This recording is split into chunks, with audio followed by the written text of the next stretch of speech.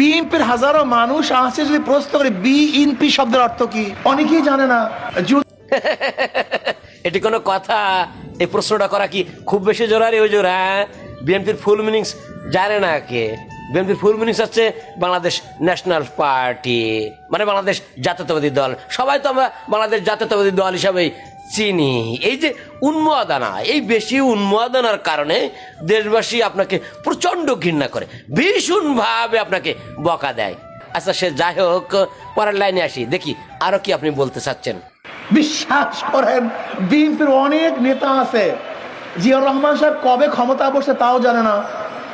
জিয়াউর রহমান সাহেব ক্ষমতায় বসছিলেন 75 সনে। আমি আপনাদের প্রশ্ন করতে চাই, ক্ষমতায় বসছেন 75-এ, নির্বাচন দিয়েছে 79-তে। এই যে প্রায় 4 বছর, 4.5 বছর পরে নির্বাচন দিয়েছিলেন, এটা কোন সংবিধানে ছিল? বাহ, কি চমৎকার! জিয়াউর রহমান 1975-এ ক্ষমতা নিয়ে 1979 সালে কেন নির্বাচন দিলেন? আপনি তো নির্বাচনের তারিখ জানেন না। ওই নির্বাচন দিয়েছিল 18 ফেব্রুয়ারি, ওই তারিখটাও আমরা জানি। তা নির্বাচন না দিয়ে সেটিকে দেশের জন্য মঙ্গল হতো? দেশের জনগণের যে মালিকানা, সেই মালিকানা জনগণের হাতে ফিরিয়ে দেওয়া কি খুব বেশি অপরাধ? হ্যাঁ, ভুল তথ্য দেন কেন? এই 75 সম্পর্কে জানেন? হ্যাঁ, 1975 সালের 15 আগস্ট বঙ্গবন্ধুকে যখন সপরিবারে ঘাতকরা হত্যা করে, তখন সেনাবাহিনী প্রধান ছিলেন শফিউল্লাহ। তো উনি প্রশ্নবিদ্ধ হওয়াতে উনি পদত্যাগ করেন। পরবর্তীতে 1975 সালের 25 আগস্ট শহীদ প্রেসিডেন্ট জিয়াউর রহমান সেনাবাহিনীর প্রধান হিসাবে নিযুক্ত হন বা পদোন্নতি লাভ করেন। তো 1975 সালের 15 আগস্ট যেদিন বঙ্গবন্ধু খুন হয়, সেদিনই খন্দকার মুস্তাক রাষ্ট্রপতির দায়িত্ব গ্রহণ করেন। উনি শপথ নেন। উনি ছিলেন বঙ্গবন্ধুর বাণিজ্য মন্ত্রী। তো রাষ্ট্রপতি মুস্তাক ক্ষমতায় থাকতে এই যে 75-এর নভেম্বর মাসে তুল কালাম এক অভ্যর্থনা পাল্টা অভ্যর্থনার বিশাল এক ভয়াবহতার রূপ নেয়। ওই নভেম্বর 75-এর 3রা নভেম্বর জেলখানাতে খন্দকার মুস্তাকের নেতৃত্বে আওয়ামী লীগের 4 জাতীয় নেতাকে হত্যা করা হয়। ক্যাপ্টেন মনসুর, তাজউদ্দিন আহমেদ, সৈয়দ নজরুল ইসলাম এবং কামরুজ্জামান। ওই 3রা নভেম্বর জিয়াউর রহমানকে গৃহবন্দী করা হয় এবং তার পদ থেকে সরে যেতে বাধ্য করে।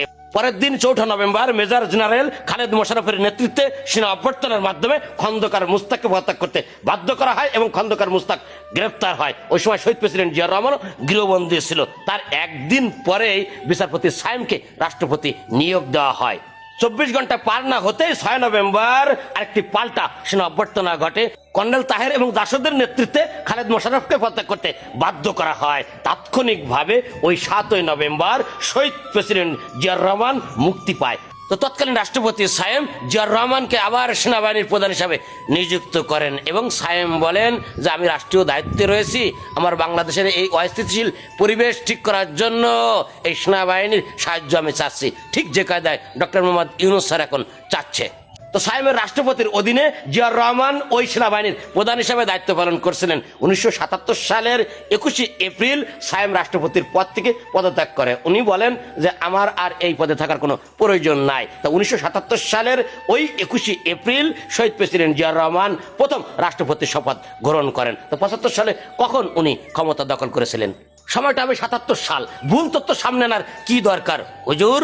তা উনি প্রেসিডেন্ট থাকাকালীন অবস্থায় উনি একটি দল তৈরি করেন, এই যে জাতীয়তাবাদী দল বিএনপি। সেটা হল 1978 সালের 1 সেপ্টেম্বর। উনি এই দলটি তৈরি করে বহুদলীয় গণতন্ত্র চালু করে গণতান্ত্রিক পন্থায় রাজনীতি করার সুযোগ করে দিয়েছিলেন সবার। আর সেই ধারাবাহিকতা নিয়ে 1979 সালের 18 ফেব্রুয়ারি যে নির্বাচনটির কথা আপনি বললেন, ওই নির্বাচনের মাধ্যমে প্রথম বাংলাদেশের গণতন্ত্র প্রতিষ্ঠিত হয়। 298টি আসনের মধ্যে শহীদ প্রেসিডেন্ট জিয়াউর রহমানের এই জাতীয়তাবাদী দল বিএনপি 207টি আসন পেয়ে একেবারে নির্বাচিত প্রেসিডেন্ট হিসাবে শপথ নেন। পরবর্তীতে 1981 সালের 30 মে ওনাকে ঘাতকরা হত্যা করে। তাই এই যে ভুল তথ্যগুলো আপনি সামনে এনে জনগণকে কি বুঝাতে চান, যেটি জানেন না সেটি নিয়ে কথা বলা উচিত নয়। কারণ আপনার দলটি তৈরি হয়েছে 1987 সালের 13 মার্চ। আপনি ওই 1975 সালের ভুলভাল বিবৃতি দিলে জনগণ সেটি কি মানবে? হ্যাঁ, এই যে আপনার উন্মাদনা বিএনপির বিরুদ্ধে খাওয়াজানি চুলকানি, সেটির কারণে আগামী জাতীয় সংসদ নির্বাচনে আপনি একটি আসনেও বিজয় হতে পারবেন না। এমনকি